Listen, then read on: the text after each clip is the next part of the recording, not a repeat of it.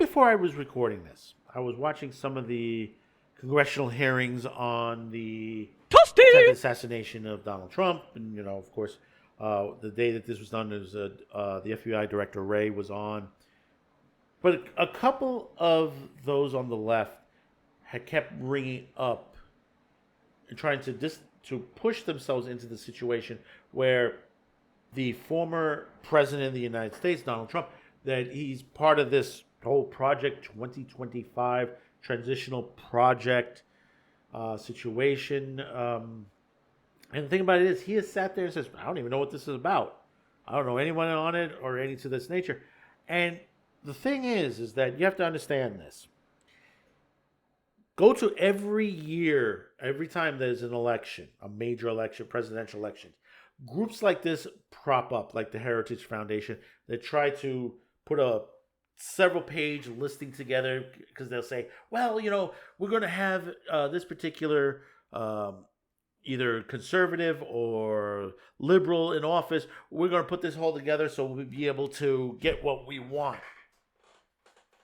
But you got to remember, most of these groups get distanced by those who are running for president.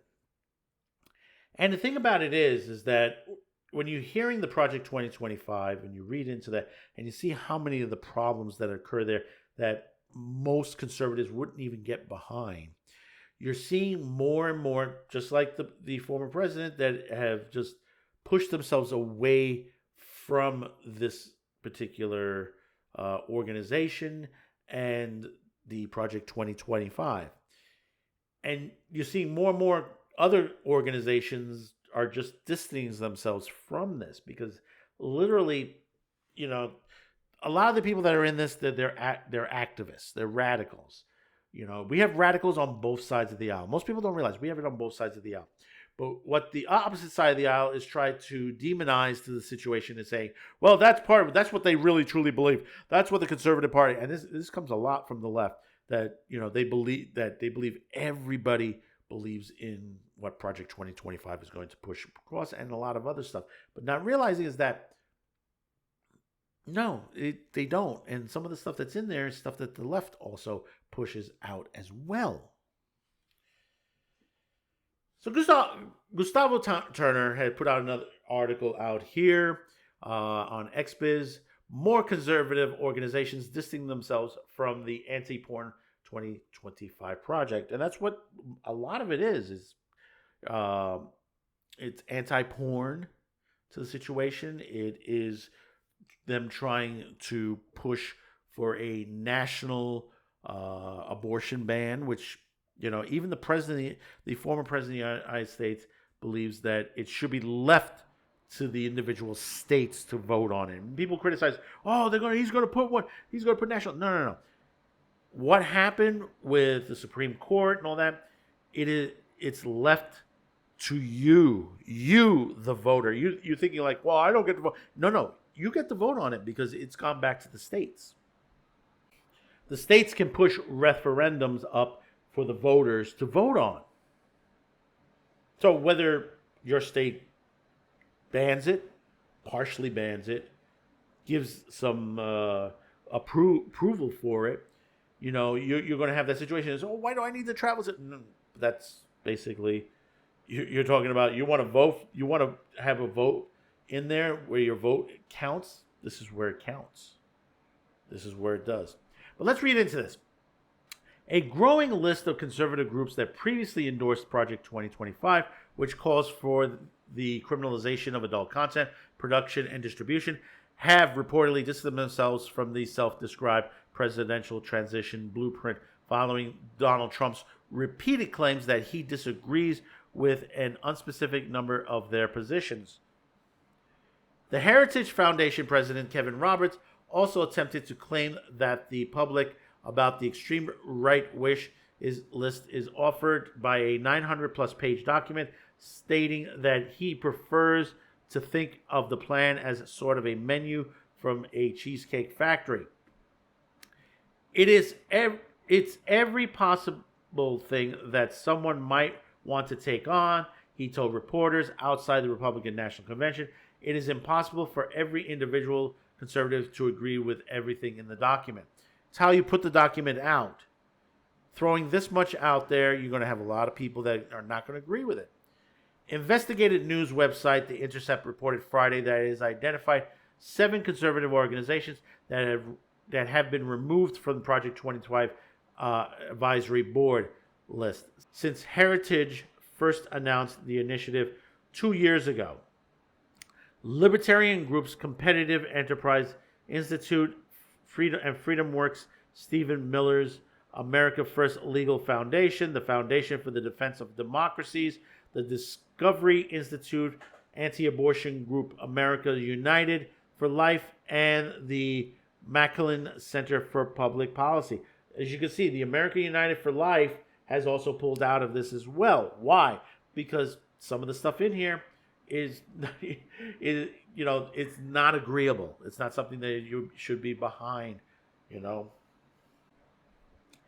In late March, Heritage added a disclaimer to the initiative's webpage stating the opinions of the Project 2025 and the Heritage Foundation do not necessarily represent the opinions of every one of its advisory board partners. As experts reported for the past few weeks, Trump has attempted to distance himself from the Project 2025, which was published last year, but not disavowed by the Trump campaign until Roberts implied in June interview that he was ready for a potential violent revolution. See, this is where it gets to that point when they start to talk like that. In a post on his social media platform, Truth Social, earlier this month, Trump wrote, "I know nothing about Project 2025. I have no idea who's behind it. I disagree with some of the things they are saying, and some of the things they are saying are absolutely ridiculous and abysmal. Anything they do, I wish them luck, but I have nothing to do with them." Given Trump's documented history of stating outright easy debunkable falsehoods, his unlikely allegation that he has no idea who's behind Project 25 surprised a few commentators. As notable was the former president's vagueness about exactly what Project 25 proposal he agrees with. More recently, during a campaign appearance in Michigan on Saturday, Trump told the crowd, "You have the radical left and the radical right, and they come up. I don't know what the hell it is. They say it's Project 2025. He's involved in the project, and they need to read some things and they are extreme.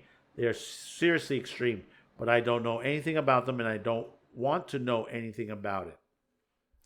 The Biden's Now Harris campaign's X account was quickly to dig out a keynote speech Trump gave before the Heritage Foundation, which in 2022, during which he told a different story. Well, no, they twisted this. "Our country is going back to hell," the recent confirmed Republican president nominee told the Heritage audience. "The critical job of institutions such as Heritage is to lay the groundwork, and the Heritage does such an incredible job at it. They used to do a great job." Remember this. The Heritage Foundation has been around a long time, and people don't realize that they did lay some groundwork for certain things. But now, like everything else, it's been twisted and turned. They're going to lay groundwork and detail plans exactly for what our movement will do and what your movement will do when the American people give us a colossal mandate to save America, and that's coming. Already we have shown our power of our winning formula, working closely with many of the great people at Heritage. Over the 4 incredible years we've worked with you a lot, Trump continued. They're going to work on some other things that are going to be very exciting. You have to remember one thing. The Heritage Foundation puts out a lot of papers out there.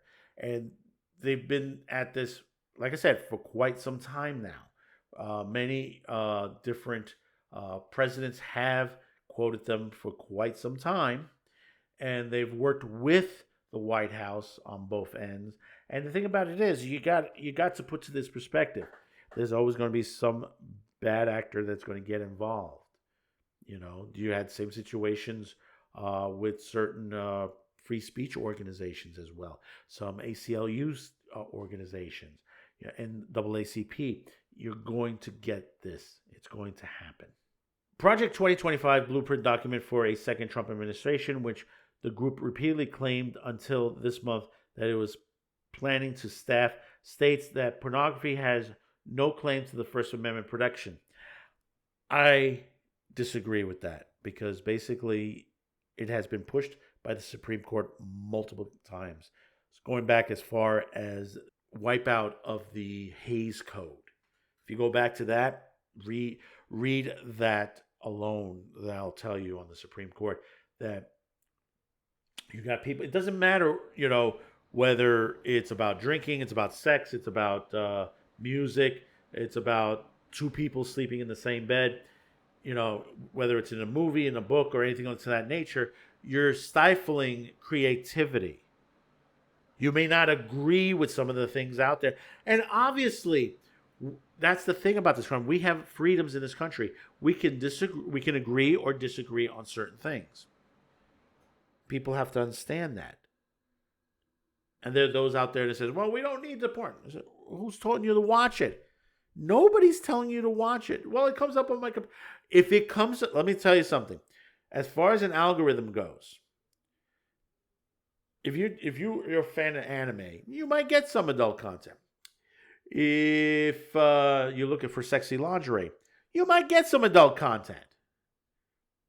It happens. That's what the algorithm is there for. To direct you on certain things. You may type in something that you need to clean a sofa. You need chemicals to clean the sofa. Suddenly you're getting ads from Bob's Furniture to Raymore and Flanagan, straight across the board. Oh, you need a new sofa. That's what the algorithm is. You may not like the algorithm, but that, it's there. Its purveyors are predators, child predators, and exploiters of women, the document continues. Their product is as addictive as any illicit drug and psychologically destructive as any crime. There is no medical proof to that situation. There is no paper out there. As much as there are papers that say that it is, they're crib notes to bigger papers that when you read it completely, and it says, nope, has, pornography, video games, music does not do what they're saying that it does. Pornography should be outlawed. The people who produce it, distribute it, should be in prison. Educators and public librarians who purvey it should be classified as registered sex offenders. And telecommunications and technology firms that facilitate its spread should be shuttered. That's called censorship. Yes, that's right. It's called censorship. And you have to ask yourself this one major question. What is pornography? Or in other words, what is adult content?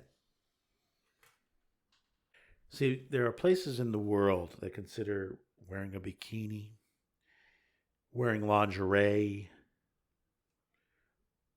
photographing yourself in the nude as pornography.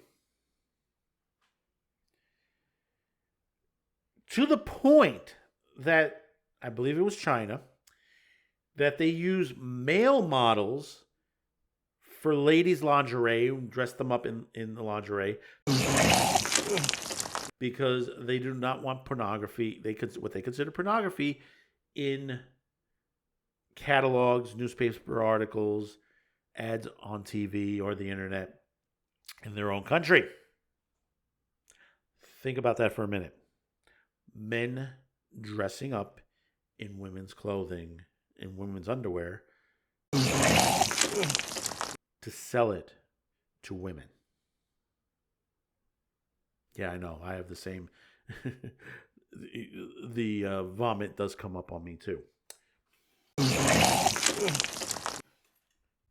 But on the other hand, you have those in certain countries, and we have an article coming up on this from Thailand, that now there are progressive politicians that are looking to remove these bans in their country. It goes to show the direction we're headed for. We're headed, outside the U.S. Outside the U.S., certain politicians are seeing that what they have is no freedom. Is no freedom. In fact, they say, well, you got plenty of freedom, but if you ever add a but to freedom, And I'm not talking about what you sit on. I'm saying if you have to, you have freedom of speech, but then you don't understand what freedom of speech is. You can't sit there and tell people, say, well, you could speak about baseball, but you can't speak about football. We find that you can't speak about that. You might find that ridiculous, but the thing about it is, when you look at certain things, when you say, well, we could have a romance movie, but no romance in it. Why? Because we don't want it there. We don't want it at all. But you're stifling freedom of expression. That's a sort of freedom of speech also. Say, but no, because we think it's pornographic. By whose measure? By yours? By mine? It shouldn't be that way. We should be able to see, what we want to read within the law. I go back, I remember when there were Two Live Crew in Florida. They were banned in Florida. Finally that's no longer an issue, but they were banned for a while. Yeah, they were offensive to the situation. Yeah, they went over the top to the situation. But it wasn't against the law. It wasn't against the Constitution. Same thing, Dave Chappelle. George Carlin. Lenny Bruce. Many others. They went over the top. Lenny Bruce and George Carlin were arrested for their comedy. They were attacked by groups, especially one group that is still around today, which is known as NOS, which is Morality in Media, who have disguised themselves, who have changed the name of their organization, but they haven't changed their platform.